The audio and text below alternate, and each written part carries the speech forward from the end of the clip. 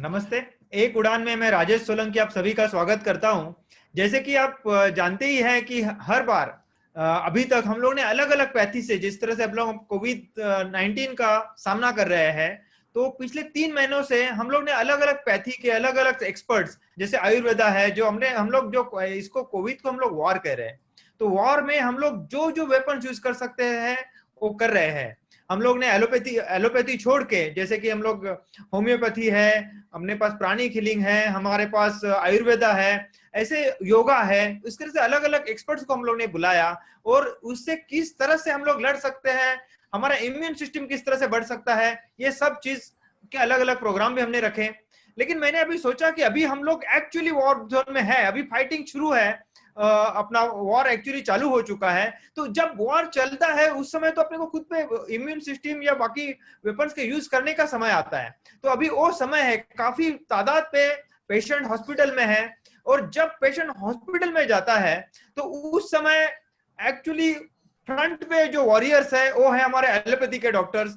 हम लोग कितने भी इम्यून सिस्टम बढ़ाने के लिए हम लोग अलग अलग पैथी जरूर यूज कर रहे हैं, लेकिन एक बार पेशेंट को कोविड 19 का सिम्टम्स आने लगा तो हम लोग को एलोपैथी का याद आता है। जो भी हॉस्पिटल्स अलग अलग थाना में, मुंबई में, हर जगह पे है, महाराष्ट्र में, ऑल ओवर इंडिया में जिधर जिधर है, तो एलोपैथी के डॉक्टर्स ही सामने आ रहे हैं, they are the front warriors, और वो उसके ऊपर ट्रीटमेंट कर रहे हैं। लेकिन हम देख रहे हैं कि शुरू में जब ट्रीटमेंट चालू हुआ था उस समय मोर्टेलिटी रेट ज्यादा था, लेकिन अभी डॉक्टर्स को भी ज्यादा समझ में आ गया है और ट्रीटमेंट का मेथड इजी हो गया है, उनको पेशेंट समझ में आने लगे, अलग अलग मेडिसिन अवेलेबल हो गए, तो हमारा ट्रीटमेंट आसान हुआ। लोगों का डर कम हो गया, क्योंकि कितने लोग जो पेशेंट हुए, काफी लोग ठीक होके आ गए। मैं तो बोल रहा हूँ कि जितने एडमिट हुए उससे ज्यादा अभी ठीक होने वालों की संख्या उनसे ज्यादा है, तो एक डर कम हो गया। तो हमने सोचा कि इस बार हम लोग अपने जो फ्रंट लाइन वॉरियर है, तो हमारे थाना में ऐसे ही एक पूरा हॉस्पिटल, कौशल्या मेडिकल हॉस्पिटल थाना में है, जो कोविड हॉस्पिटल है, उसके डॉक्टर है जयप्रकाश पेडनेकर जी। उनसे हमने सोचा बात करेंगे, उनसे रूबरू होंगे और समझेंगे कि किस तरह की टोटल प्रोसेस होती है। एक बार पेशेंट समझो, हम लोग पूरी कोशिश करते हैं, हम लोग पूरी प्रिकॉशन लेते हैं कि अपने को ये होना नहीं चाहिए, लेकिन समझो हो गया तो इतनी डरने की जरूरत नहीं है। यही मेरे को बताना है, इस प्रोग्राम के माध्यम से हमको यही बताना है कि किस तरह से हम लोग फेस कर सकते हैं, समझो हो गया तो जयप्रकाश पेडनेकर जी का मैं एक शॉर्ट में आपको डिस्क्रिप्शन दूंगा। ये डॉक्टर MD मेडिसिन है, therapeutics from Mumbai university, completed post graduation from Lokmanya Tilak Medical College, Sion, under the guidance of renowned physicians of India, Dr. K. Ramamurthy. Work with famous rheumatologist Dr. V.R. Joshi in Hinduja Hospital. And at present, he is a physician attached with Kaushalya Hospital, which is a full-time COVID hospital, then Thane Healthcare Hospital and Jupiter Hospital. So, Namaste, Dr. Pednekar. I welcome you. And one more thing I would like to tell you, this program will be conducting in Hindi and English, or Marathi and English, because whatever the language doctor can choose, we are giving the liberty to him that whatever language suitable for him, he can choose it. So I think he is more comfortable with English and Marathi. So wherever possible, he will try to explain it in English. He will speak in Marathi and English, and I will try to explain it in Hindi also in some time. So we'll start with the program. Doctor, namaste. नमस्ते। नमस्ते mister Solanki, नमस्ते। तो doctor, यही आपको तो अभी आप तो पूरे कोविड पेशेंट जहां पर है, मतलब जो कौशल्य हॉस्पिटल जो है उसमें पूरे के पूरे 100% कोविड पेशेंट है, तो उनका ट्रीटमेंट मेरे ख्याल से पिछले 2-3 महीने से आप इसमें कर रहे हैं, जो कोविड पेशेंट है उसमें। मिस्टर सोलंकी, सर्वप्रथम तो मैं आपका शुक्रिया करूंगा कि मुझे इस मंच पे आपने बुलाया। दूसरा, सर्वप्रथम मैं मेरे गुरु के रामामूर्ति और डॉक्टर VR जोशी, इनको प्रणाम करता हूं, जिनकी वजह से मैं आपके सामने बैठा हूं। यस सर, आज और गुरु पूर्णिमा भी है कल ऑफिशियली, और वैसे तिथि के हिसाब से चालू हो चुकी है, तो गुरु पूर्णिमा का दिन है, और आपने बहुत अच्छी तरह से हुआ कि गुरु को याद किया, ये सब बहुत बढ़िया किया आपने सर। गुरु तो हाँ, आप जैसा बताया, एक्चुअली ये सब दिसंबर 2019 से चाइना में चालू हुआ। उसके बाद 30 जनवरी को इंडिया में पहली केस मिली कोरोना की, और बाद में फरवरी एंड से हम लोग ज्यादा सतर्क हो गए कि हम लोग कोरोना अपने देश में आने की संभावना है। और जैसा कि हमको लगा कि ये आने की संभावना है, पूरी तरह से जो सरकारी यंत्रणा है उन्होंने पूरी तरह से इसके बारे में प्लानिंग करना चालू किया। और बाद में जो लगता है 25 जुलाई से अपने पंतप्रधान है नरेंद्र मोदी जी, इन्होंने देश भर में लॉकडाउन जारी किया, क्योंकि इसमें जो श्रृंखला होती है एक से दूसरे संसर्ग होने की, उसको रोकने के लिए लॉकडाउन एक महत्वपूर्ण है।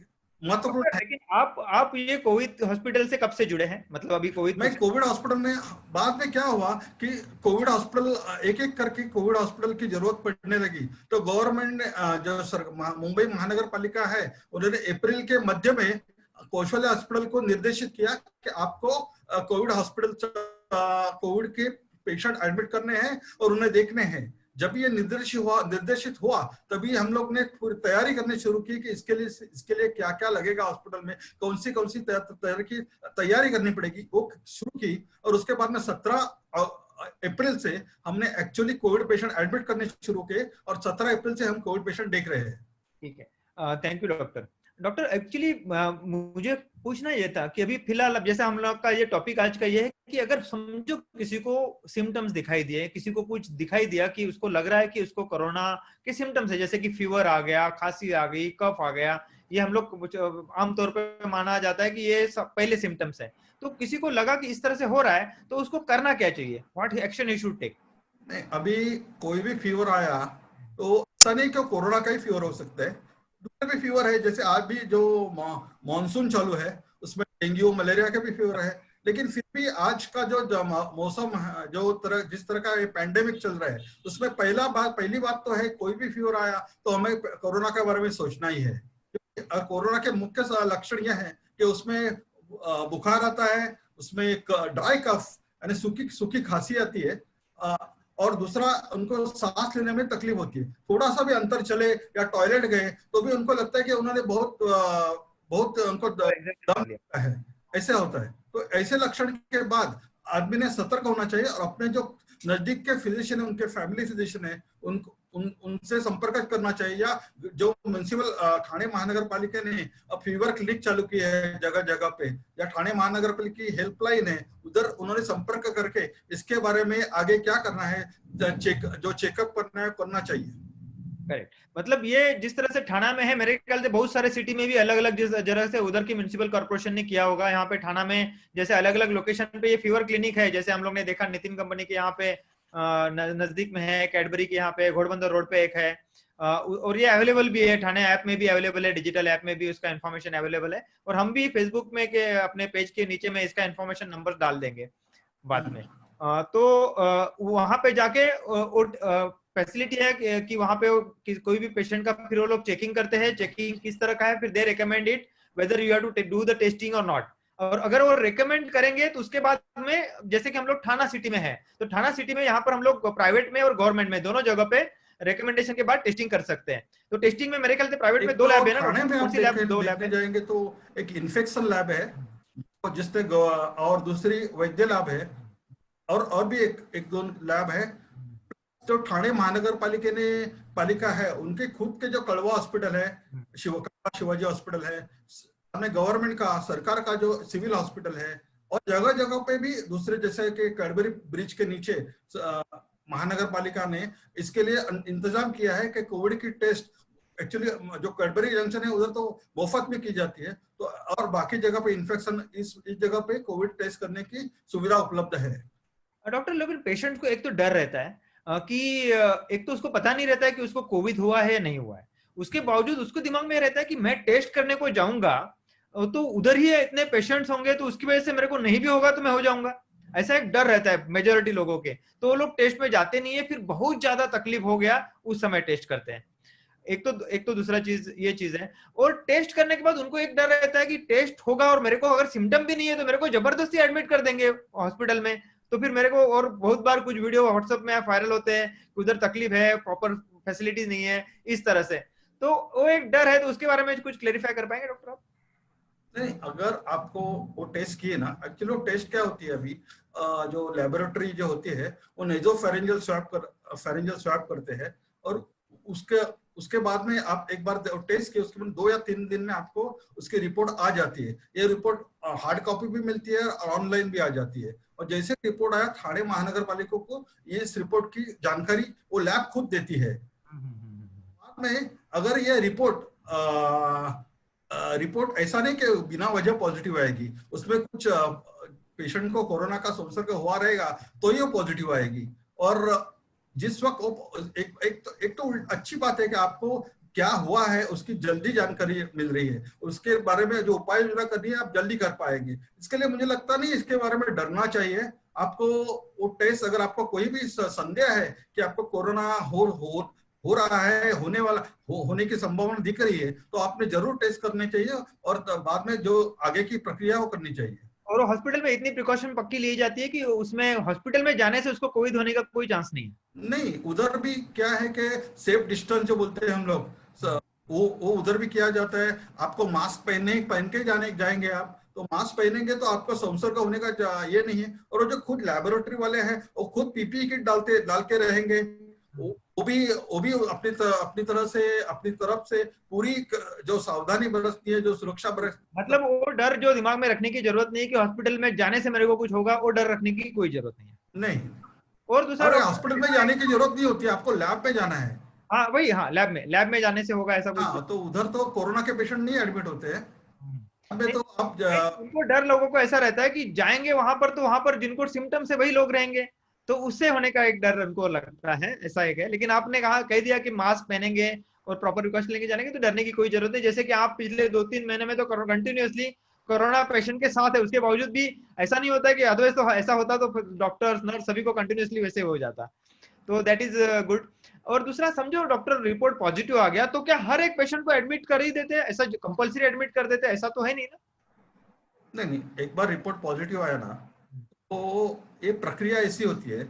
एक बार रिपोर्ट पॉजिटिव आया तो आपको आपके जो लोकल डिस्पेंसरी है महानगर पालिका की, यानी जैसा जिधर भी आप रहेंगे, मुंबई रहेंगे तो Mumbai municipal corporation, local body जो होगी जहां भी आप रहते होंगे, उधर उधर सरकार ने सुविधा की रहती है कि जिधर आपको संपर्क करना चाहिए, उनका जो प्रोटोकॉल है, उनका जो डिस्पेंसरी का, उधर उधर जो महानगर पालिका उनका खुद का जो प्रोटोकॉल है, उस तरह से यूजुअली इधर क्या होता है कि हम थाने महानगर पालिका में जो लोकल डिस्पेंसरी है आपके एरिया की, जैसा कि हम लोग लुइसवाड़ी में रहते हैं, इधर हजूरी डिस्पेंसरी है, या नौपाड़ा में रहते हो तो शाहू मार्केट है, तो उधर की जो डिस्पेंसरी, वहां जो मेडिकल ऑफिसर है उनको कांटेक्ट करके उनसे एक लेटर लेने की जरूरत। नहीं सर, डॉक्टर वो नहीं बोल रहा हूँ मैं, एडमिशन सब लोग को एडमिट करना जरूरी पड़ता है क्या? दैट इज नहीं, नेगेटिव। एक बार वो लेटर लिया ना आपने, बाद में वो खुद तभी इसके बारे में डिसीजन होता है कि ये पेशेंट को होम दो क्वारंटाइन जरूरी है या? ऑप्शन है। एक तो होम क्वारंटाइन होता है, या तो एडमिट, जिस पेशेंट को ज्यादा बीमारी का जोर ज्यादा है उनको एडमिट करने की जरूरत होगी, या जिसको बीमारी का जोर कम है और जिनका उम्र एकदम ज्यादा नहीं है, जिनको ज्यादा ब्लड प्रेशर डायबिटीज ये सब नहीं है, उनको अगर उनके घर में सुविधा है कि अलग तरह से टॉयलेट बाथरूम रहेगा, अलग रूम रहेगा उनको, ताकि वो जो बाकी मेंबर्स रहेंगे फैमिली के, उनको बाधा नहीं होगी कोरोना की, ऐसा अगर माहौल रहेगा घर में, तो ऐसे पेशेंट को होम क्वारंटाइन का भी ऑप्शन दिया जाता है। ओके सर डॉक्टर, लेकिन ऐसा जैसे कि लोग ऐसा समझ के चलते हैं कि किसी एक को हो गया इसका मतलब घर में सभी को होगा ही होगा, ऐसा कुछ है या जरूरी नहीं है? जैसा अभी तो आपका ऑब्जर्वेशन किस तरह से रहा है कि जब एक को हुआ इसका मतलब सबको होता ही, ऐसा जरूरी नहीं? ऐसा हुआ भी है कि एक को हुआ तो उसका पूरा फैमिली को भी हुआ है। बहुत ऐसा शुरू में हमारे इधर जो एडमिट होते थे, तो एक बेड कदम, दूसरा बेड कदम, तीसरा बेड कदम, चौथा बेड कदम, फिर एक बेड शेक, दूसरा बेड शेक, तीसरा बेड शेक, ऐसा लाइन में सब शेक, एक फैमिली पूरा एडमिट होती है। लेकिन अभी जैसा वक्त बीत रहा है, लोग इसके बारे में जागरूक हो रहे हैं, और उसके लिए वो जो सावधानी बरत रहे हैं, उसकी वजह से एक फैमिली में ऐसा नहीं हो रहा है कि एक जो फैमिली को ऑलरेडी अगवा किया जाता है कि बाबा आपको क्या प्रिकॉशन लेनी है, उस तरह से अगर वो प्रिकॉशन लेंगे, वो उससे जो व्यवहार करेंगे, जिसको जो कोरोना बाधित रुग्ण है उससे जो व्यवहार करेंगे उसमें सावधानी बरतेंगे, मास्क डाल के जाएंगे, उसके पास सेफ डिस्टेंस मेंटेन करेंगे, और बाकी जो कुछ कुछ जो चीजें होती है, टॉवेल होता है, ये होता है, वो एक अलग अलग रखेंगे एक दूसरे का, तो इसमें एक का दूसरे को बाधा होने की जो पॉसिबिलिटी है वो कम रहती है। ठीक है डॉक्टर, इसमें जो ऑक्सीजन लेवल के बारे में हमेशा बोला जाता है, जैसे कि बोलते हैं कि ऑक्सीजन लेवल डाउन हो गया तो वो पेशेंट को डरना चाहिए, अदरवाइज बाकी के सिम्टम्स तो ठीक है होते हैं, लेकिन सबसे ज्यादा डर उसका होता है, जैसे कि हम लोगों ने पहले देखा है, लोगों ने वीडियोस देखे हैं कि अचानक पेशेंट कोलैप्स हो गया, गिर गया, चलते चलते गिर गया, उसको बाकी का कुछ ज्यादा नहीं था, लेकिन वो अचानक गिर गया। तो ये अभी अभी नहीं हो रहा है, ये पहले पहले हो रहा था शुरू में, जैसे कि वायरस के बारे में मालूम नहीं था, लेकिन उस समय जो वीडियो वायरस हुए जैसे लोगों ने देखे हैं, तो एक डर है जिसको मेरे ख्याल से हैप्पी हाइपोक्सिया, जिसके लिए ऑक्सीजन लेवल अचानक डाउन हो जाता है और उसको मालूम नहीं पड़ता है, तो ये चीज क्या है, जरा थोड़ा सा एक्सप्लेन करेंगे डॉक्टर? हैप्पी हाइपोक्सिया, आपने सही वर्ड इस्तेमाल किया। ये अभी अभी कुछ सालों हफ्तों से ये शब्द प्रयोग का इस्तेमाल हो रहा है, क्योंकि ऐसा मालूम पड़ा है कि ये जो पेशेंट्स होते हैं कोरोना के, उनका एक तो लंग अफेक्ट होता है, फेफड़े अफेक्ट होते हैं, तो फेफड़े में अपना मेन तो वही है कि ऑक्सीजनेशन जो होता है ब्लड का फेफड़े में होता है, तो उससे ऑक्सीजन लेवल ब्लड में कम होती है। लेकिन बहुत बार ये पेशेंट जो होते हैं उनको जो सिम्टम आने चाहिए कि इस बैठे बैठे उनको कुछ भी, उनका दम यानी जोर से हाँप रहे या उनको सफोकेशन हो रहा है, ऐसा नहीं होता। इसके लिए इनको जानकारी नहीं होती है कि बाबा मेरा ऑक्सीजन लेवल, अपनी ऑक्सीजन लेवल कम हुई है, और वो कुछ विधि करने को जाएंगे तभी उनको थोड़ा मालूम पड़ता है कि हाँ बाबा मेरे को थोड़ा ये है। लेकिन इसके लिए इसको ये नया शब्द प्रयोग अभी आया है कि जब जब वो मोशन को जाते हैं उस समय उनको थोड़ा बहुत मालूम पड़ता है, अदरवाइज मालूम नहीं पड़ता है। हाँ, नहीं तो मालूम नहीं पड़ेगा कि मेरा ऑक्सीजन इतना कम हुआ है, काफी कम हुआ रहता है, कभी कभी 90 तक आ रहता है, कभी कभी 88, तब भी पेशेंट एकदम स्टेबल दिखेगा, ऐसा होता है। तो जो कोलैप्स जो होते हैं उन लोग को क्या किस लेवल पे चला जाता है डॉक्टर, किस लेवल पे ऑक्सीजन लेवल जाने से कोलैप्स होता है आदमी? कोलैप्स हो जाएगा तो उनका 70-60 ओके, 70-60 लेवल पे जाएगा। इसके लिए एक्चुअली मैं बोलता हूँ ना, हर एक घर में पल्स ऑक्सीमीटर होना जरूरी है। जो अफोर्ड कर सकते हैं, अगर मिडिल क्लास हो या ऐसे, उन्होंने अपने घर में एक सोसाइटी में तो रख ही सकते हैं, कम से कम एक सोसाइटी में तो मिलके तो रख ही सकते हैं, सोसाइटी पूरी सोसाइटी में तो एक रख ही सकते हैं। हाँ, मालूम नहीं वो रख सकते हैं फिर भी, लेकिन एक दूसरे का भी शेयर करने को लोग कतराते हैं। इसके लिए हर एक घर में अपना पल्स ऑक्सीमीटर, जैसा पहला टेम्परेचर देखने के लिए थर्मामीटर बहुत लोगों के पास रहता था, वैसा आज की तारीख में हर एक घर में पल्स ऑक्सीमीटर होगा तो बहुत अच्छी बात है। मतलब उसको थोड़ा भी सिम्टम दिखाई दिया उसके बाद भी वो ले सकता है मेरे ख्याल से ऑक्सीमीटर। हाँ, यानी अगर फीवर आया तो मालूम पड़ेगा कि अपने को अपना कितना क्या किस स्टेज पे हम। बराबर। तो नॉर्मल ऑक्सीजन लेवल किसको बोलेंगे डॉक्टर? नॉर्मल तो 100% होता है। नहीं, मतलब कितने तक भी, फिर भी जैसे कि हम लोग धीमे सांस ले रहे हैं तो ऑक्सीजन लेवल कम हो जाता है, बड़ी बड़ी लंबी सांस, गहरी सांस लेंगे तो ऑक्सीजन लेवल अपना 100% दिखाता है, लेकिन अगर हम लोग एकदम शांत होकर एकदम धीरे धीरे सांस लेंगे तो ऑक्सीजन लेवल अपना 95-96 दिखाएगा। तो नहीं 98 to 100% यूजुअली रहता है। तुम धीरे सांस लो, कैसे भी सांस लो, वो 100%, 99, 100 ऐसा रहता ही है। उम्र से, उनकी उम्र ज्यादा होती है उनका तो कम दिखेगा, या जिसको सीओपीडी है। नहीं, मतलब गूगल में हम लोग इन्फॉर्मेशन डालेंगे ना, तो गूगल में ये कहता है कि 94 to 99 दिखाई दिया, इसका मतलब इट इज नॉर्मल में आता है। आई डोंट नो, ये गूगल में इन्फॉर्मेशन जिसने भी डाला है। अगर क्या है कि 95 के नीचे जाएगा, 94 के नीचे जाएंगे तो उसका सिम्टम दिखेगा। तो कुछ तो उसमें पेशेंट को ये होने का चांस है, लेकिन सभी पेशेंट को होता ऐसा भी नहीं है। जैसे टेम्परेचर भी थोड़ा बहुत वेरी तो रहता ही है, एग्जैक्टली सेम टेम्परेचर सभी का नहीं रहता है, वैसे वो लेवल थोड़ा बहुत कम हो सकता है। लेकिन अगर 95-96 तक तो आप फिर भी थोड़ा ये कर सकते हैं बाबा, ठीक है, लेकिन इसके पार बिन नीचे जा रहा है तो डेफिनेटली ये कुछ चिंता का कारण है। लेकिन ऐसा पॉसिबल है किसी का सिर्फ ऑक्सीजन लेवल कम हो गया और उसको दूसरा कोई भी सिम्टम नहीं है, खांसी भी नहीं है, टेम्परेचर भी नहीं है, ऐसा पॉसिबिलिटी है? ऐसा जो उम्र से ज्यादा होते हैं ना, एल्डरली पीपल, 60-70 ऐसी, इन लोगों को ज्यादा खांसी नहीं रहेगी, ज्यादा फीवर नहीं रहेगा, उनका एक सिम्टम रहेगा कि उनका ऑक्सीजन लेवल ही कम हुआ है, ऐसा हो सकता है। मतलब उन लोग के लिए ऐसा। लेकिन जो यंग है, मतलब यंग आप किसको बोलेंगे? आई डोंट नो आपके कोविड की लैंग्वेज में यंग का कितना एज है, मतलब 50 के नीचे बोला अप टू जाए? Age of 40, up to age of 40 हाँ। बोल सकते हैं कि वो यंग है। उसके बाद 40 टू 60 मिडिल एज है, और 60 से और 40 टू 65 पकड़ो, 65 ऊपर तो एल्डरली पकड़ेंगे। ओके, मतलब 65 के ऊपर में हम जो बोलेंगे तो उनको ऑक्सीजन लेवल के ऊपर ज्यादा ध्यान देना चाहिए पर्टिकुलरली। हाँ बराबर, ठीक है। तो एक बार ये हो गया समझो डॉक्टर, और एक तो ठीक है जिनको नॉर्मल सिम्टम्स है उनको जरूरत नहीं है, उनको तो सिर्फ प्रिकॉशन लेना है, घर पे रह के उनको आइसोलेट होना है, वो सब हो गया। लेकिन अभी समझो कि कुछ लोगों को तकलीफ ज्यादा है और उनको एडमिट करना पड़ा, तो एडमिट करने का प्रोसेस अभी हम लोग पूरा इंडिया का किस तरह से प्रोसेस है, मेरे ख्याल से सिमिलर प्रोसेस होगा। तो हम लोग अगर थाना सिटी का बात करेंगे तो यहाँ पे क्या प्रोसेस है, एडमिशन किस तरह से होता है? अभी पोस्टमेंट को मालूम ही नहीं रहता है कि हम लोग को एडमिट करें, उसके चॉइस का हॉस्पिटल मिलेगा नहीं मिलेगा, या बेड मिलेगा नहीं मिलेगा। सब लोग को ऑलरेडी इंफॉर्मेशन रहती है मीडिया के थ्रू कि बेड्स की शॉर्टेज है। अभी फिलहाल काफी नए हॉस्पिटल्स कोविड के अंडर में आ गए, तो बाद में बीच में थोड़ा सा स्केर्सिटी नहीं था, लेकिन अभी फिलहाल क्या स्टेटस है? जैसा आपका कौशल्य हॉस्पिटल है, वहां पर कितने बेड्स हैं, और टोटल थाना में कितने बेड हो सकते हैं, अगर आप बता सकेंगे?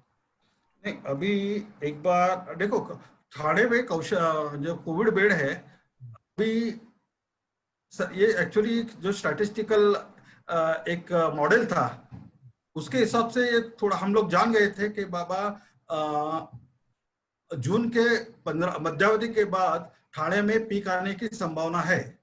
इसकी जानकारी जो स्टैटिस्टिकल मॉडल तैयार किया था कोविड का, उस पहले से ही थी। मुंबई में जो मुंबई का टास्क फोर्स है, ठाणे का टास्क फोर्स है, इसके लिए ये लोग पहले से, हम लोग पहले से सावधान थे कि बाबा अपने को पूरी तैयारी करके रखनी है, क्योंकि पेशेंट बढ़ने वाले हैं।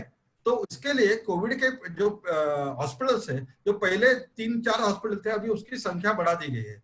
पहले जो हमारे जो हॉस्पिटल है, जैसा कौशल्य हॉस्पिटल है, वो बाद में होराइजन प्राइम हॉस्पिटल, वेदांत हॉस्पिटल और फपायर हॉस्पिटल, ये हॉस्पिटल भी है थे। अभी बाद में ठाणे हेल्थकेयर हॉस्पिटल, ये बाद में टेटन हॉस्पिटल, ये, और अभी बेथनी हॉस्पिटल, इस जो ठाणे में हॉस्पिटल से, और अभी एक नया हॉस्पिटल जो खुला है बालकुन में, जो अपने हमारे पालक मंत्री है एकनाथ शिंदे साहब, शिंदे, इनके प्रयत्न से ये चालू हुआ है बालकुन में। और हॉस्पिटल है अभी फिलहाल पूरी इससे चालू नहीं हुआ है वो, लेकिन 200-300 बेड तो अभी चालू है, जिधर एडमिट पेशेंट के एडमिशन चालू है। ये कौशल्य में कितने बेड है डॉक्टर? कौशल्य में 100 बेड है। 100 बेड है कौशल्य। 10 बेड आईसीयू के है, उसमें से 10 बेड आईसीयू के, 90 बेड आउट ऑफ वार्ड में। ओके ओके, तो टोटल थाना में हम लोग ये समझ सकते हैं कि अराउंड 2000-2500 के आसपास तो बेड ऑलरेडी होंगे। ऐसा नहीं बोलूंगा मैं, फिर भी 1000 के आसपास, 800-1000 के आसपास रहेंगे बेड। वो जो नया फैसिलिटी है उसको पकड़ के बोल रहा हूँ, जो नया फैसिलिटी है वो फुल प्लेज चालू नहीं हुआ है अभी, उसके पूरी तादाद में स्टाफ जो मिलना, वो उसके वो फुल प्लेज चालू हो जाता है तो विल हैव मोर, मतलब। हाँ, ठीक है, तो एक बार सर, तो एडमिशन का प्रोसेस भी म्युनिसिपल कॉर्पोरेशन ही डिसाइड करता है, वही उनके रिकमेंडेशन से? अभी एडमिशन के जो आप बराबर बोले, एडमिशन के पूरे अधिकार ना महानगर पालिका के पास है। हमको उनके आदेश के, कोई भी हॉस्पिटल, कौशल्य हॉस्पिटल है या वेदांत, जो भी, उनको थाने महानगर पालिका के आदेश के अनुसार चलना पड़ता है। और पेशेंट का एडमिशन किधर करेंगे, करना है कि नहीं, इसके बारे में जो निर्णय होता है वो पूरा ठाणे महानगर पालिका के जो मेडिकल ऑफिसर होते हैं, वही उसका निर्णय वही लेते हैं। तो हमारे पास भी जो भी कोई इंक्वायरी आती है, या जो एडमिनिस्ट्रेशन डिपार्टमेंट है उनके पास भी जब इंक्वायरी आती है कि भाई ऐसे ऐसे पेशेंट है, इनको कोविड पॉजिटिव, उनको एडमिट होना है, तो हम भी उनको पहले उनको बोलते हैं कि आप जो कोविड वॉर रूम है ठाणे महानगर पालिका का, उनका नंबर देते हैं आपको। शायद मैंने वो अगर नंबर है, मुझे मैसेज दिया है, हम लोग को डाल देंगे नीचे, वॉर रूम का नंबर भी डाल देंगे इसमें। तो बराबर वार्ड रूम को कांटेक्ट करने का, बाद में वार्ड रूम आपको पूरी जानकारी लेंगे और आपको लोकल डिस्पेंसरी को के जो भी है आपके बारे में, उसके बारे में बताएंगे। वहां से एक लेटर लेना पड़ेगा। फिर बाद में जो हॉस्पिटल है वहां पे बेड है क्या नहीं, जिस हॉस्पिटल में आपको, आपके घर के नजदीक में या आपको जो आपके चॉइस का जो हॉस्पिटल है उधर है कि नहीं, उसके बारे में जो हॉस्पिटल उनकी 24 मतलब वो आवर लोग पहले कोशिश करेंगे कि आपके आपके सुविधा के अनुसार जो हॉस्पिटल आपकी चॉइस के हिसाब से है उसमें है कि नहीं, वो कोशिश करेंगे, उसमें एडमिशन दिलाने की कोशिश करेंगे। वहां पे नहीं है तो फिर वो दूसरे हॉस्पिटल के पास रेकमेंड करेंगे, बोलेंगे यहाँ पे बेड है, वहां पे आप जा सकते हैं। और हर हॉस्पिटल की मुझे लगता है 24 आवर हेल्पलाइन रहती है, जैसे कौशल्य हॉस्पिटल की हेल्पलाइन है, वो भी हम शेयर कर सकते हैं।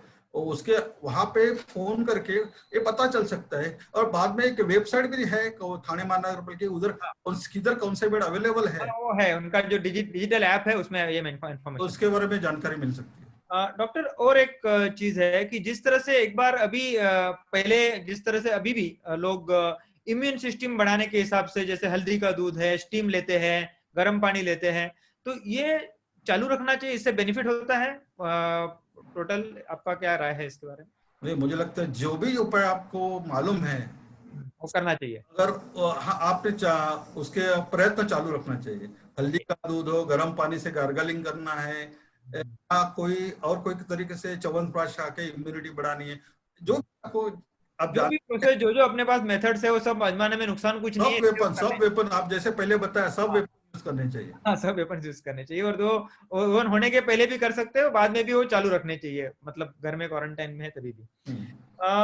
सर, एक बार एडमिशन हो गया तो जैसे हम लोग देखते हैं कि शुरू में बहुत डर था इसमें लोगों में, क्योंकि तभी मोर्टेलिटी भी ज्यादा हुआ कंपैरेटिवली, जब इनिशियल स्टेज था मार्च में या अप्रैल में। वैसा मोर्टेलिटी अभी नहीं है, मतलब अभी हम लोग जून में जो एडमिशन जिनका पेशेंट का हुआ है, वो रिकवरी रेट काफी ज्यादा है, मतलब ज्यादातर लोग रिकवर होके आ रहे हैं। तो इसका रीजन ये है कि डॉक्टर को समझ ज्यादा आ गया, उनको आइडिया आ गया, या मेडिसिन अपने पास ज्यादा अवेलेबल हो गए, या ऑथोराइज नहीं थे, पहले मेडिसिन थे भी लेकिन ऑथोराइज नहीं थे, वो मेडिसिन आ गए, या अभी जैसे कि हम लोग बोलते हैं कि पहले सिर्फ फेफड़े ऑक्सीजन का यूज करने के ऊपर कंसंट्रेशन था, अभी जैसे बोलते हैं कि ब्लड अपना तो थिक के जगह पे थोड़ा सा डाइल्यूट होना चाहिए उसके हिसाब से, क्योंकि ब्लड में क्लॉटिंग होती है इस वायरस की वजह से, तो ब्लड को इसका थिकनेस कम करने के हिसाब से जो मेडिसिन है उसका उपाय ज्यादा किया जाता है। तो ये सच है। अभी देखो, एक जो कोरोना वायरस शुरू में आ गया चाइना में, हाँ, वुहान वुहान में आया, तभी आपने देखा होगा लोग ऐसे मरते थे, तो वो देख के इतना डर लगता था, क्या चल रहा है, ये कौन सी बीमारी है, क्या होने वाला है, बाप रे। तो ऐसे इतने डर था, तभी ना उसके बारे में पूरी जानकारी नहीं थी कि बाबा ये कैसे अपने शरीर को के ऊपर इसका कैसा इफेक्ट होता है, क्या क्या पैथोलॉजी बोलते हैं हम लोग, तो पैथोफिजियोलॉजी होती है, वो क्या क्या होती है इसमें, कैसे तो पहले जो इसके पहले कोविड सात साल के पहले।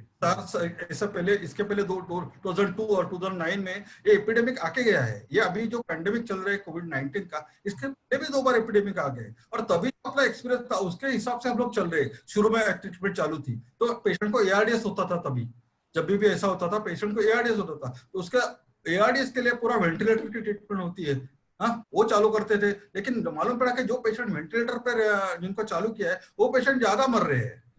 85% तक लोग मर रहे थे तभी। हाँ, तो बहुत पर पेशेंट जो वेंटिलेटर से मैनेज किए गए तभी शुरू में दिसंबर जनवरी में, तो ऐसा मालूम पड़ा कि जो तभी बाद में इसके बारे में जो अभी और जो रिसर्च हुआ, तो ऐसा मालूम पड़ा कि इसकी जो पैथोफिजियोलॉजी है, हाँ, कोई भी बीमारी की जो पैथोफिजियोलॉजी होती है ये अलग है। ये फेफड़े को अंदर थ्रोम्बस यानी क्लॉट, गांठ बना देती है, और उसके वजह से जो कोविड न्यूमोनिया बोलते हैं ना, वो उसके वजह से होता है, थ्रोम्बोसिस, थ्रोम्बोटिक प्रोसीजर्स विच नॉर्मल निमोनिया और कोविड निमोनिया डिफरेंट है।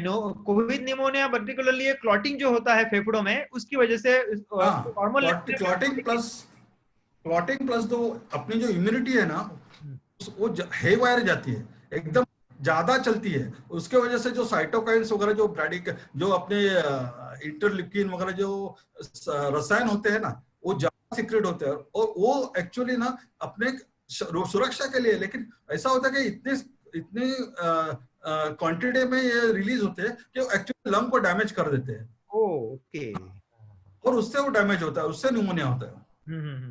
तो अभी अपने पास मेडिकेशन भी, ये एक तो जानकारी मिल गई कि रीजन एक्चुअली सिर्फ ऑक्सीजन देने से प्रॉब्लम सॉल्व नहीं होगा, तो उसके ऊपर एक्शन लेना चाहिए, मालूम पड़ गया। हाँ, अभी क्या हुआ है कि बाद में मालूम पड़ा कि एक तो है कि ऑक्सीजन थेरेपी बहुत ही इंपॉर्टेंट है, हाई ऑक्सीजन हम लोग देते हैं, हाँ, हाई फ्लो ऑक्सीजन। और बाद में दूसरी बात है कि क्लॉटिंग मैकेनिज्म है, उसको क्लॉट डिजॉल्व करने के लिए हम लो मॉलिक्यूलर वेट हिपेरिन देते हैं, जिससे कि क्लॉट डिजॉल्व होता है, कि नहीं तो इकोस्प्रिन जैसे जो एंटी प्लेटलेट एजेंट्स है, से भी ये जो फेफड़े में, लंग्स में जो क्लॉटिंग होने का संभावना होती है वो कम करने की हम कोशिश करते हैं। बाद में अभी उसके ये जो रिसर्च हुआ और जैसे जैसे हमको जानकारी मिलने लगी तैसे मालूम पड़ा कि इन्फ्लेमेटरी प्रोसेस जो होती है ना, जिससे जो इंटरल्यूकिन वगैरह बढ़ते हैं, तो उसको कम करने के लिए क्या करना चाहिए, तो स्टीरॉइड्स, तो प्रेडनिसोलोन या डेक्सामेथासोन, ये सब हम लोग यूज कर रहे हैं अभी। तो उसके वजह से जो इन्फ्लेमेटरी प्रोसेस है जिससे फेफड़े को डैमेज हो रही है वो कम होते हैं।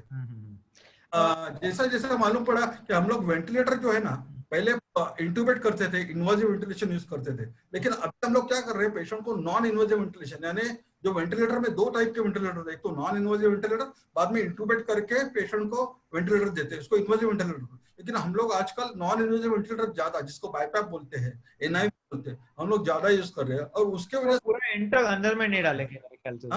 उसमें डिफरेंस ये होगा कि पूरा एंड अंदर में पूरा तरह से नली नहीं डालेंगे।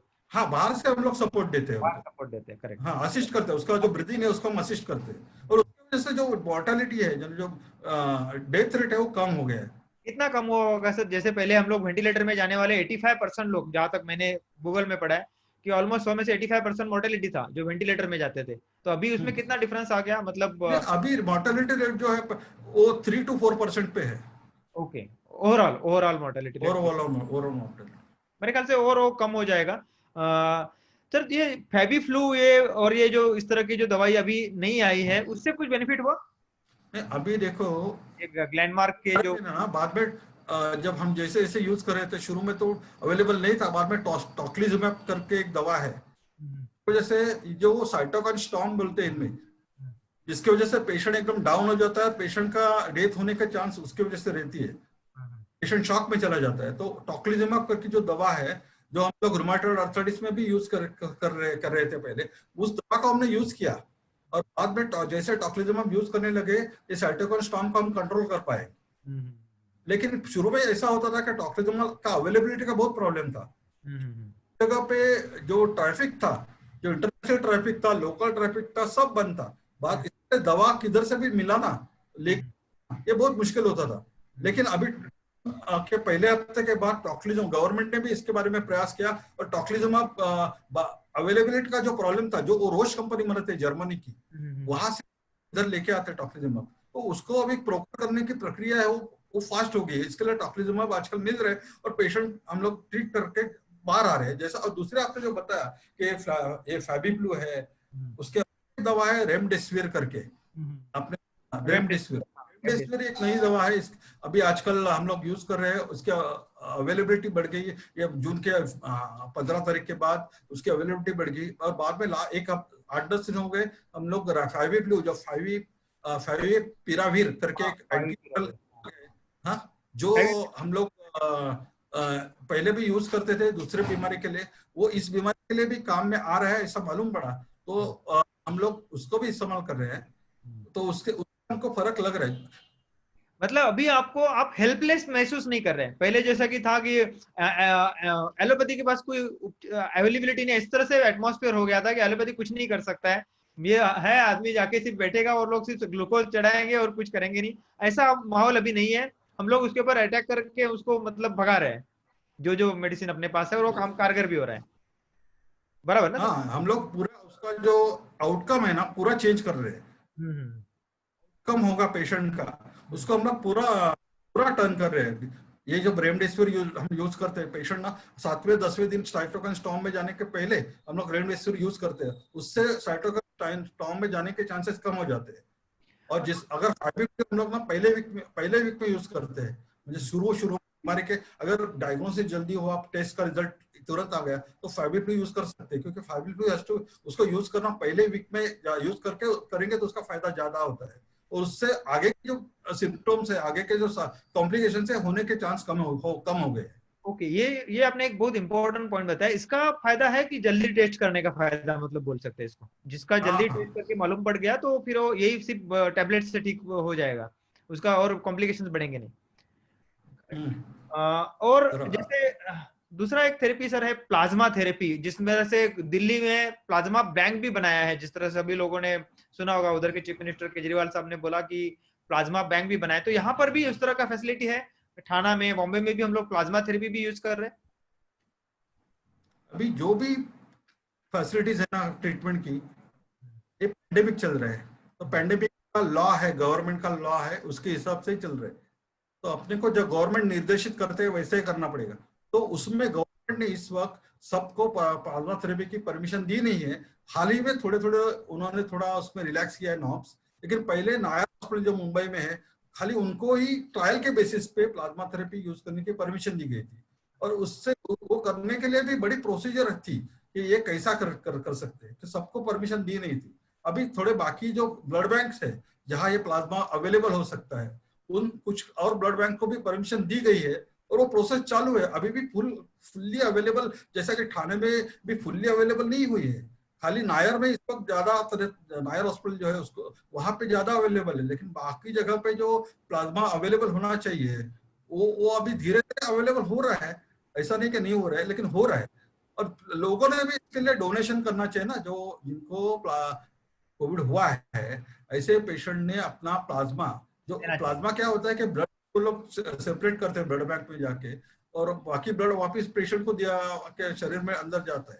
तो खाली उतना ही पार्ट जो जिसमें एंटीबॉडीज रहते हैं, वो प्लाज्मा में क्या होता है, पेशेंट के पास को कोविड हुआ, उसको एंटीबॉडीज तैयार हुए उनके बॉडी ब्लड में, तो एंटीबॉडीज का वाला जो प्लाज्मा होता है वो यूज होता है, जो पेशेंट को हम लोग देते हैं वो भी ब्लड ग्रुप वगैरह देख के देंगे हम। और दूसरा, ये प्लाज्मा भी अगर डोनेशन का भी एक ये है कि बाबा पहले 28 डेज कोई कोविड पेशेंट को ना, पहले 28 डेज डोनेशन, ऐसे पेशेंट का हम लोग ब्लड प्लाज्मा नहीं लेते।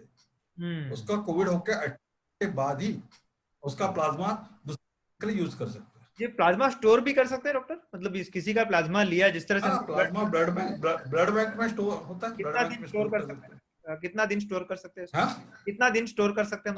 इसके बारे में जानकारी जरा पैथोलॉजिस्ट या ब्लड बैंक का ऑफिसर दे सकते हैं, ठीक है, मुझे भी देखना है। ठीक है। और डॉक्टर, और एक हमने सुनने में आया है, hello doctor, can you hear me? Jayashree phone कर बोलिए। डॉक्टर, आई थिंक आपका कनेक्शन को कुछ इशू हुआ है। तो दूसरा एक चीज मुझे क्वेश्चन में है, क्योंकि अगर ज्यादा किसी को कुछ बीमारी के लिए, मतलब ये किसी का बीमारी बढ़ गया तो उसमें काफी खर्चा ज्यादा आ जाता है, मतलब किसी का कुछ इंजेक्शन है बहुत महंगे हैं, तो उसके बारे में मैं एक जानकारी चाहूंगा आपसे। तो वो जानकारी भी हम लोग लेंगे। अभी तक आपने काफी अच्छी तरह से समझाया कि ये किस तरह से काम करता है और किस तरह से इसका फायदा अपने को होता है। इसके बारे में और हम लोग जानकारी लेंगे, जैसे कि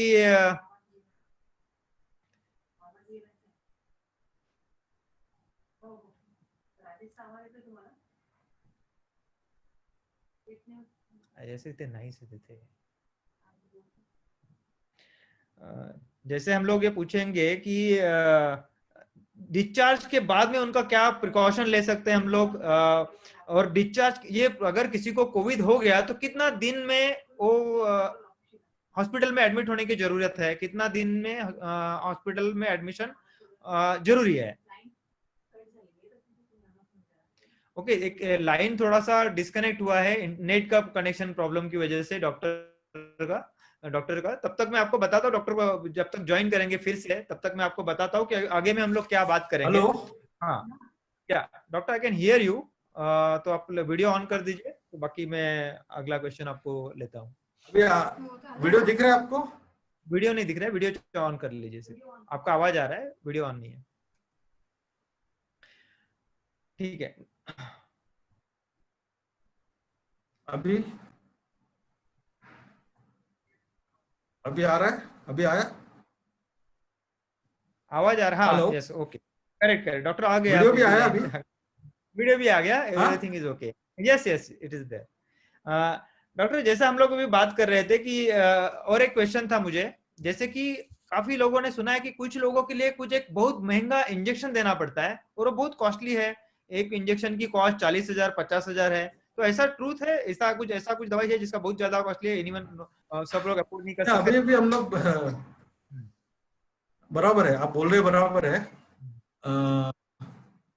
आप बोल रहे बराबर है। टोक्लिजुमैब करके दवा है, टोक्लिजुमैब। आप सुन पा रहे हो? मैं सुन रहा हूँ doctor, yes yes I can हाँ, हियर। टोक्लिजुमाब करके जो दवा है उसके उसकी कॉस्ट 40,000 है। वो वो महंगी दवा है। वो हम लोग जब भी पेशेंट साइटोकाइन स्टॉर्म में जाता है, एकदम इमरजेंसी होती है, पेशेंट का बीपी लो होने लगता है, पेशेंट का ऑक्सीजन ड्रॉप होने लगता है, ऐसे वक्त ही हम इसको यूज करते हैं। मतलब उसको बहुत बहुत रेयरली उसका यूज करना पड़ता है, नॉर्मल में यूज नहीं करना पड़ता है, बराबर ना डॉक्टर? नहीं, नॉर्मल में रूटीन केस में नहीं यूज करेंगे। और डॉक्टर ये जो हम लोग इम्यूनिटी बोलते हैं, तो इम्यूनिटी कितना, जैसे कि हम लोग कोई भी इम्यूनिटी जो डाउन होती है तो कितना, ये बीमारी भी जो वायरस भी आदमी का इम्यूनिटी को डाउन करता है मेरे ख्याल से, तो कितना समय लेता है बेसिकली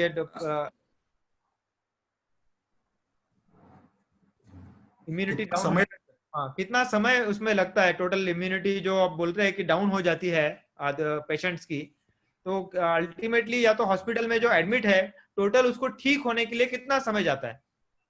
7-8 दिन, 10 दिन, 12 दिन या 15 दिन, कितना दिन उसको एडमिट होना पड़ता है, या डिपेंड ऑन द पेशेंट ये वेरी हो जाता है एडमिशन का टाइमिंग उसका? आप मुझे देख पा रहे हैं? हाँ डॉक्टर, मैं सुन भी रहा हूँ और आपको देख भी रहा हूँ। देख पा रहे हैं, हाँ, क्योंकि मेरे स्क्रीन में मेरा ये आ नहीं रहा है इस वक्त, नहीं नहीं, वो ठीक खाली। है, वो ठीक है, लेकिन आप वेरी ऑडिबल भी है और विजिबल भी है, तो आप बोल सकते हैं। हाँ, तो पेशेंट का ना यूजुअली कोर्स जो है, आप उसका जो इम्यूनिटी लेवल है, वो पेशेंट उम्र, हम्म, बाद में पेशेंट को कोई बीमारी जैसे ब्लड प्रेशर, डायबिटीज, कैंसर, हम्म, थायराइड, हम्म, ओबेसिटी, ये हम्म। सब बीमारी है, तो उसके ऊपर निर्भर रहते हैं। या उनको सीओपीडी है, कोई स्मोकिंग करता है, तो आप सुन सकते हैं ना मुझे? Yes sir, I can hear you, आप बोलिए। हाँ। हाँ, तो उसके हिसाब से उनका जो कोर्स है, इलनेस का कोर्स है, कोविड इलनेस का, वो फर्क पड़ता है उसमें। और हम्म, यूजुअली माइल्ड इलनेस रहता है, वो यूजुअली 5-7 दिन में ठीक हो जाते हैं पेशेंट, ओके। उनको डिस्चार्ज भी देते हैं हम लोग। लेकिन जिनकी इलनेस मॉडरेट रहती है, जिनको कोविड निमोनिया भी होता है हम्म, और उनका ऑक्सीजन लेवल होता है, ऐसे पेशेंट को 10 दिन 12 दिन भी लग सकते हैं। ठीक है। और दूसरे जो है, जिनको सीवियर इलनेस होती है हम्म, और जिनको निमोनिया भी होता है, बाद में उसकी वजह से एआरडीएस भी होता है, फिर उनका शॉक में चले जाते हैं, साइटोकाइन स्टॉर्म में चले जाते हैं, ऐसे पेशेंट को तो 2 हफ्ता 3 हफ्ता भी लगते हैं। डॉक्टर और एक था कि जिस तरह से कि अभी जो हमने बोला कि होम क्वारंटाइन भी रखते हैं कुछ पेशेंट्स को, पॉजिटिव पेशेंट को होम क्वारंटाइन रखते हैं, तो होम क्वारंटाइन में रखने के टाइम पे क्या प्रिकॉशन लेनी चाहिए? जैसे कि उसका जो भी कपड़े होंगे या गार्बेज जो भी होगा, जो उसकी तरफ से जो भी निकलेगा, उसको किस तरह से बाकी के लोग प्रिकॉशन ले सकते हैं ताकि ये फैले नहीं? या उसका जो कचरा भी होता है, जो क्वारंटाइन पेशेंट है, जो होम क्वारंटाइन, उसका कचरा भी है, वो भी उसका बाकी कचरे के साथ भी मिक्स करने से भी तो चांसेस है कि डिस्पोज ऑफ करना, प्रॉपरली डिस्पोज ऑफ होना जरूरी है, जो भी एंग्लोज है या जो भी चीजें है। प्रॉपरली डिस्पोज ऑफ होना भी जरूरी है, आप बता रहे हैं वही वो भी बराबर है, और वैसा ही होना चाहिए। प्रॉपरली डिस्पोज होना जरूरी है।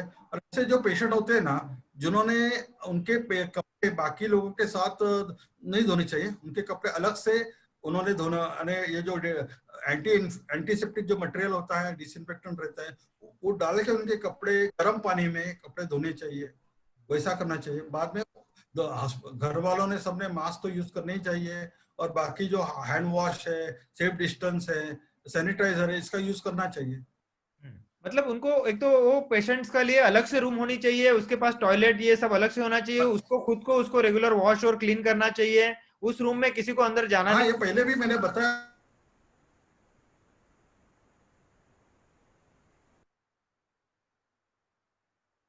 ये टॉयलेट बाथरूम उन्होंने कॉमन टॉयलेट बाथरूम यूज नहीं होगा, ऐसे ऐसा नहीं चलता है, अलग टॉयलेट बाथरूम होना चाहिए, ये सब जरूरी है। वो नहीं है तो फिर वो अदरवाइज घर में नहीं कर सकते, वो तो होना ही चाहिए, वो होगा तो ही वो घर में अलग से उसको रख सकते हैं। दूसरा doctor, hello doctor, okay, doctor ji, हाँ डॉक्टर, आपका आवाज सिर्फ ऑन कर दीजिए, डॉक्टर का आवाज सिर्फ ऑन कर दीजिए, आवाज अपने म्यूट में गए हैं, म्यूट का अनम्यूट कर दीजिए। ठीक है डॉक्टर, आपका आवाज अनम्यूट कर दीजिए, आपको आवाज नहीं अभी आ रही। आया आवाज? अभी आ गया। दूसरा क्वेश्चन मुझे था कि हाँ जिस तरह से अभी कोई पेशेंट असिम्टोमेटिक है, मतलब उसको सिम्टम नहीं दिखाई दे रहा है, ठीक है, तो उसको उन्होंने उसको बोला कि घर में रह सकते हो आप, लेकिन उसके लिए भी घर में अगर अरेंजमेंट नहीं है, पेशेंट असिम्टोमेटिक है, उसको बिल्कुल तकलीफ नहीं है, लेकिन उसको घर में क्वारंटाइन करने का फैसिलिटी नहीं है, मतलब घर में 4-5 लोग साथ में रह रहे हैं, इकट्ठे रह रहे हैं, तो उसके लिए किस तरह का नहीं, अरेंजमेंट है, पर्टिकुलरली ठाणा में या बाकी मुंबई में आसपास में हम लोग के, इतना तो हम लोग पता अच्छा, है। मुंबई और ठाणा जैसे जो शहर है जिधर जगह की बड़ी प्रॉब्लम है, तो हम्म, एक घर में बहुत लोग रहते हैं, हम्म, छोटा से घर में बहुत लोग, एक रूम में भी बहुत लोग रहते हैं, हम्म, ऐसा भी होता है। तो ऐसे जो लोग हैं उनको क्वारंटाइन करने के लिए महानगर पालिका ने भाईंदरपाड़ा जो ठाणे में है उधर अलग से सुविधा बनाई है। उस जगह पे उनको रहने के लिए वो कहा जाता है, उधर उनको एडमिट किया जाता है, और उधर भी डॉक्टर की निगरानी रहती है। वो हॉस्पिटल जैसा नहीं रहेगा, लेकिन डॉक्टर की निगरानी रहती है। और जो पेशेंट एफोर्डिंग होते हैं, जिनको उनके लिए कुछ जो होटल ठाणे महानगर पालिका ने लिए है, जैसा कि जिंजर होटल है, लेरिडा होटल है, राज होटल है, उस होटल में इनको रखने की सुविधा है, और उधर वो अलग से आइसोलेशन में रह सकते हैं। ओके ओके ओके, मतलब या तो होटल में रह सकते हैं या म्युनिसिपल कॉर्पोरेशन का जो फैसिलिटी है, अगर उनको फ्री में चाहिए थोड़ा सा सुविधा कम हाँ होगा, लेकिन म्युनिसिपल कॉर्पोरेशन की भी फैसिलिटी है जो उसका कॉस्ट नहीं है, और जो who can afford they can stay in the hotel also, जो ऑलरेडी डेडिकेटेड होटल्स है जो ऐसे पेशेंट के लिए। हाँ। हम्म।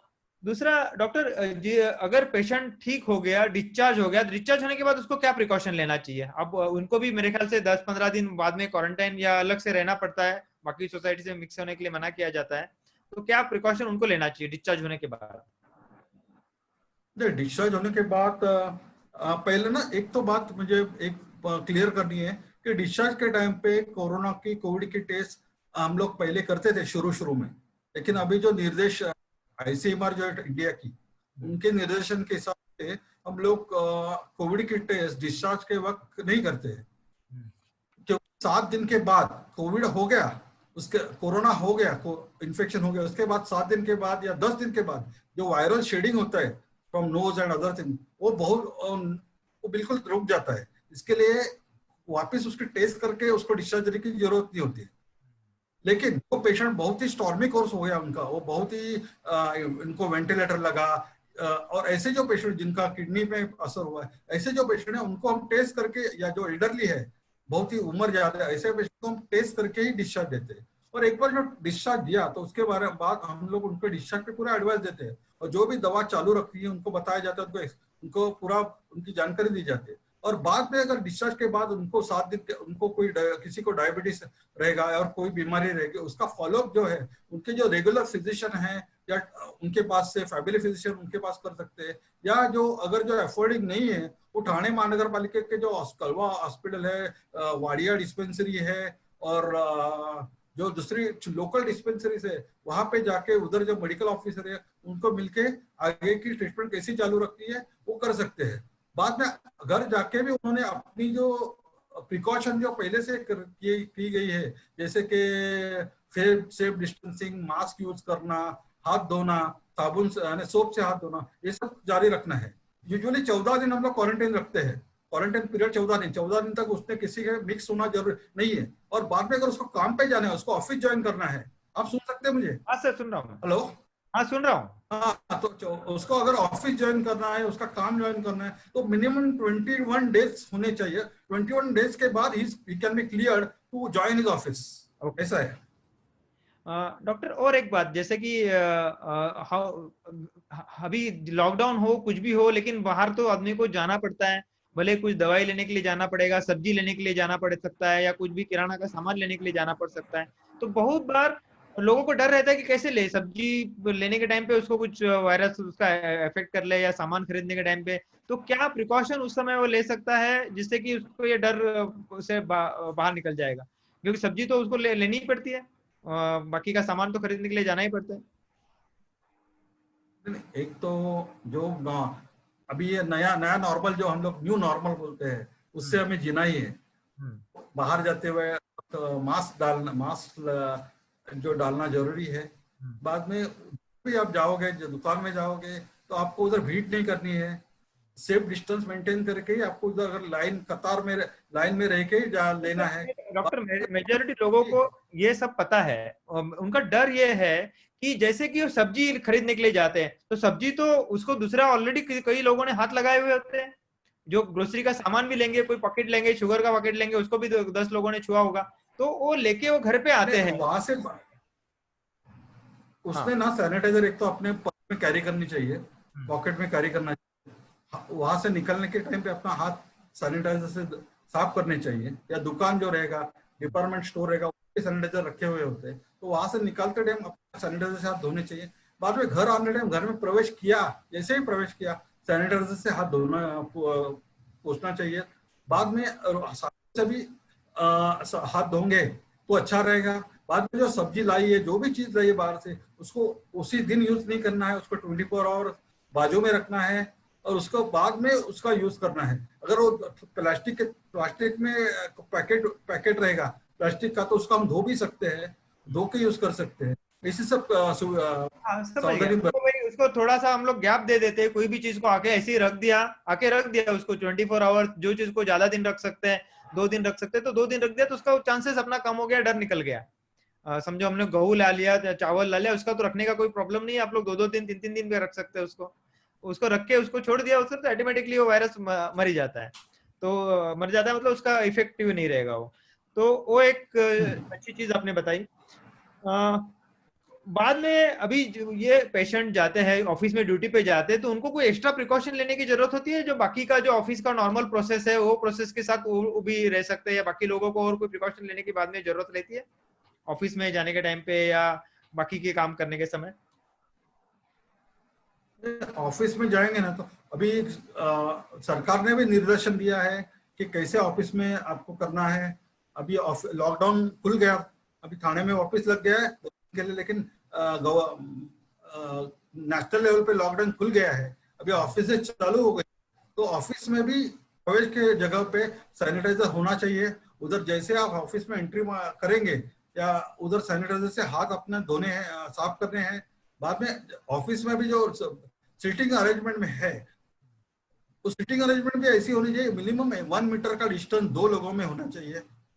बाद में अगर कोई खांसी करता है या कुछ ऐसा, तो सब लोगों ने मास्क पहन के उधर प्रवेश करना है और बैठना है, काम करना है।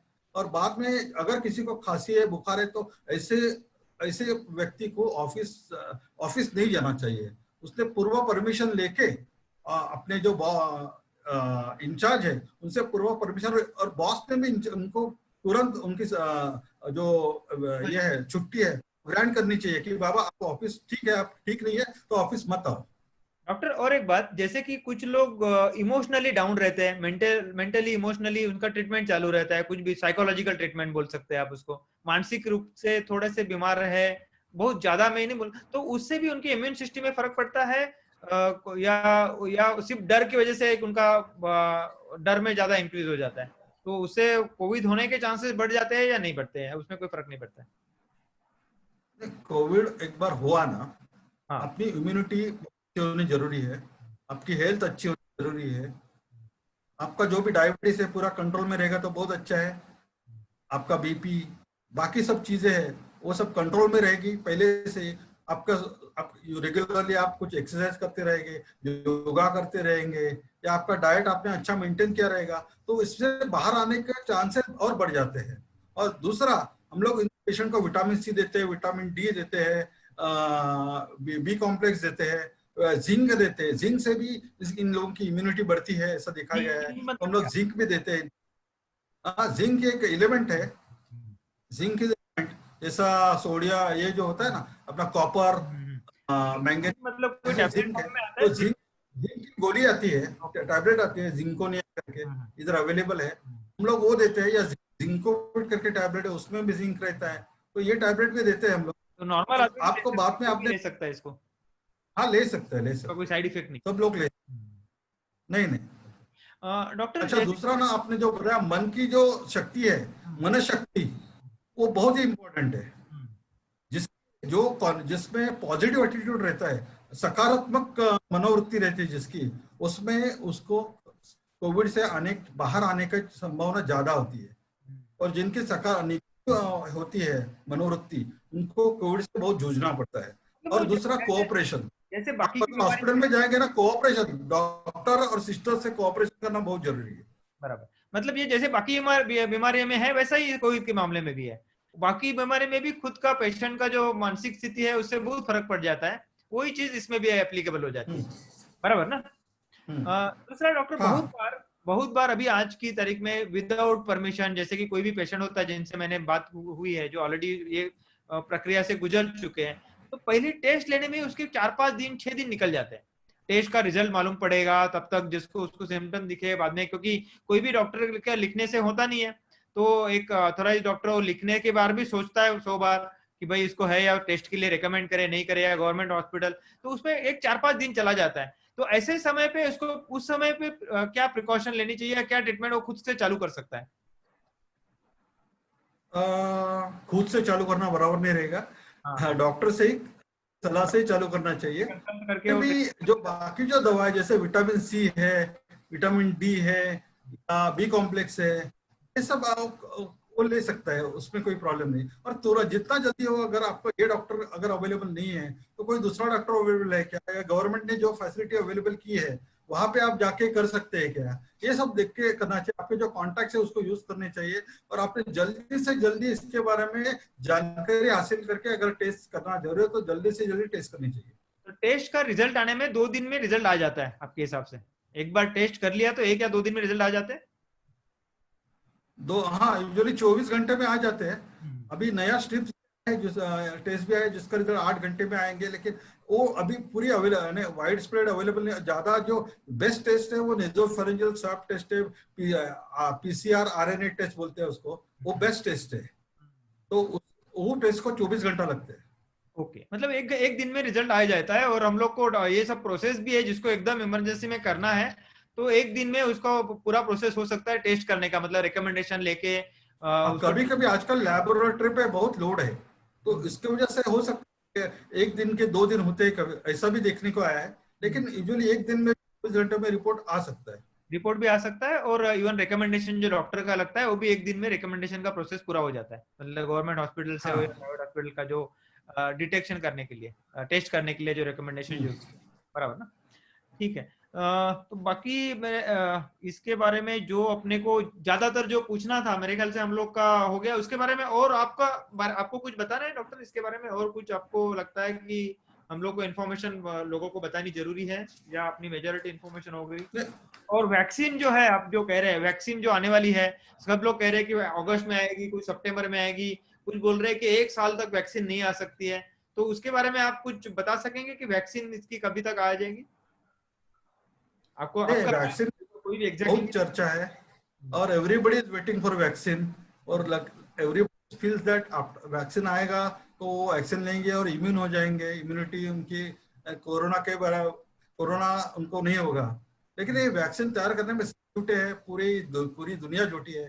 भारत में भी इसका प्रयास चल रहा है, भारत बायोटेक करके जो लेबोरेटरी है भारत की, वो भी प्रयास कर रही है। और भी कुछ जगह पे है जो उन्होंने, लेकिन वैक्सीन पूरा जो उनकी ट्रायल करनी पड़ती है, ह्यूमन ट्रायल होनी पड़ती है, और उसको टाइम लगता है। उसके लिए जब वो सक्सेसफुल होगा, जब मालूम पड़ेगा इसके वैक्सीन से भी कोई धोखा हो सकता है क्या, ऐसा तो नहीं है ना वैक्सीन खुद धोखा करेगी, तो वो सब टेस्ट करके वैक्सीन मार्केट में आएगा। तो उसके लिए ये मुझे लगता है ये ईयर एंड तक तो जाएगा।